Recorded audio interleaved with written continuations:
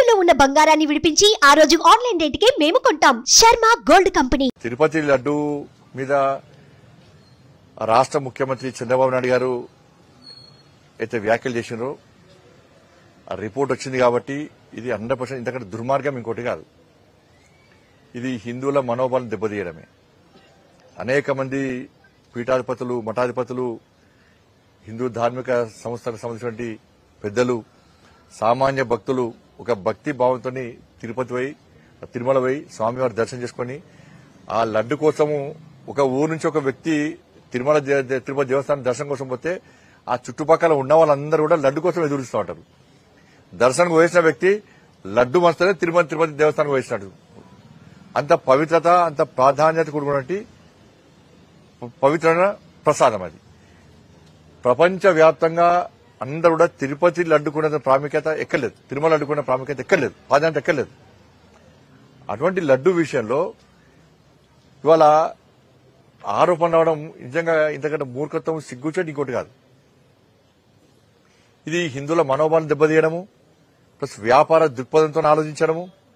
దాంతోపాటు ఇది ప్రత్యక్షంగా పరోక్షంగా ఈ ప్రపంచ వ్యాప్తంగా తిరుమల తిరుపతి దేవస్థానానికి ప్రాధాన్యత పెరగడము, లడ్డు కూడా ప్రాధాన్యత పెరగడము, దీన్ని దెబ్బతీసే కుట్రలో భాగమే ఇదంతా కూడా. ప్లాన్ ప్రకారం జరిగిందంతా కూడా. ఆ వ్యక్తే తమిళనాడులో టెంపుల్స్ కు ఇవాళ ఇదే మెటీరియల్ సప్లై చేస్తారని చెప్పి, ఇదే ఫుడ్ కి సంబంధించి ప్రసాదం తయారీకి సంబంధించి కాంట్రాక్ట్ కూడా ఆయనకు ఉందని చెప్పి, ఆయన తమిళనాడులో ఒక పార్టీకి సంబంధించిన నాయకుడు అని చెప్పి, ఆయనకు గత ప్రభుత్వానికి సంబంధాలు ఉన్నాయని చెప్పి అన్ని ఆరోపణలు వస్తున్నాయి. కాబట్టి దీని మీద కేంద్రం విచారణ చెప్తుంది, రాష్ట్ర ప్రభుత్వానికి సహకరిస్తాము. ఇది ఇతర రాష్ట్రాల ఇన్వాల్వ్మెంట్ ఎక్కువ ఉంది.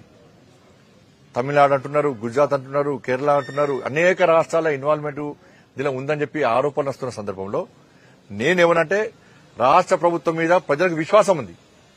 చంద్రబాబు నాయుడు గారి ప్రభుత్వం మీద, ఎన్డీఏ ప్రభుత్వం మీద ప్రజలకు విశ్వాసం ఉంది, విచారణ చేస్తారని చెప్పి ఇతర రాష్ట్రాలు సహకరించిన స్థితిలో దాన్ని సిబిఐ కోరినా కూడా బాగానే ఉంటుంది దానికి. కాబట్టి ఇది మంచి ఆలోచన కాదు. ఇది నిజంగా వాస్తవం అయితే మాత్రం ఇంతకంటే ఘోరమైన తప్పిదం కాదు. కఠిన చర్యలు తీసుకోవాలి వాళ్ళ మీద, ఆ వ్యక్తుల మీద వట్టి వదిలిపడ్డది. కఠిన చర్యలు తీసుకోవాలి. ఇవాళ మొత్తము భక్తులందరూ కూడా అతలాకుతలమవుతున్నారు ఇవాళ ప్రతి ఒక్కరు కూడా.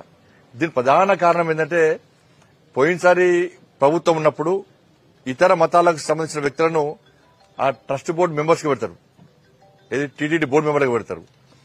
ఇతర మతాలకు సంబంధించిన వ్యక్తులను సిబ్బందిగా వాళ్ళు నియమిస్తారు. దీనివల్లనే అనర్థాలు. పోయినసారి నేను ఆరోపించిన తర్వాత ఒకరిని మార్చేయరు, కరెక్ట్ అని చెప్పండి. ఇట్లా ప్రభుత్వాలు రాజకీయ కోణంతో ఆలోచించద్దు. వాళ్ళు హిందూ దేవాలయాల్లో హిందువులు ఉండాలి, హిందువులు కరువేరా? మరి వేరే దేవాలయాలు, వేరే మతాలకు సంబంధించిన దానిలో హిందువులను పెడుతున్నా? పెట్టదు, మేము కూడా పెట్టమన్నాం, పెట్టడం తప్పు కూడా. కాబట్టి ఇది పూర్తిగా హిందూ ధర్మం మీద జరుగుతున్న దాడి.